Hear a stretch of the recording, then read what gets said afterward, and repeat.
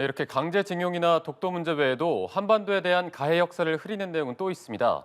임진왜란 당시 조선의 피해를 삭제하고 오히려 자국의 피해를 강조한 건데요. 교과서 검정 제도가 큰 문제로 지적됩니다. 이어서 배삼진 기자입니다.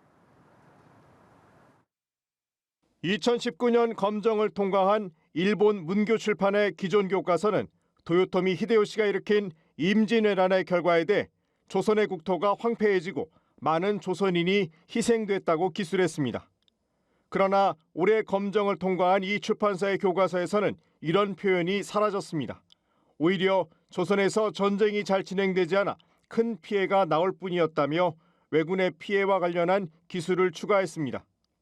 침략을 당한 조선의 피해 내용은 삭제하고 침략자의 피해를 추가 기술한 것은 400년 전 일본의 한반도에 대한 가해 역사를 희석하려는 의도로 풀이됩니다.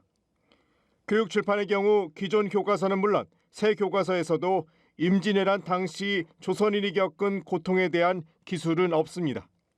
이와 함께 이번 교과서 검정에서 독도에 관한 기술이 정부의 견해에 따라 수정된 것으로 확인되면서 일본의 교과서 검정 제도의 문제도 다시 한번 드러났습니다.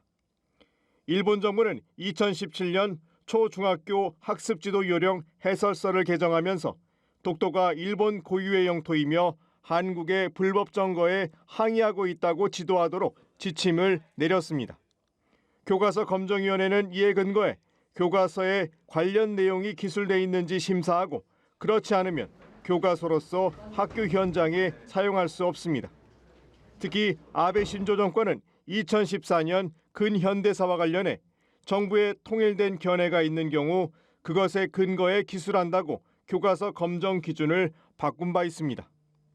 일본 정부가 사실상 교과서에 써야 할 표현과 쓰면 안 될 표현을 지시하면서 앞으로도 교과서발 역사 영토 왜곡은 반복될 수밖에 없을 것으로 예상됩니다.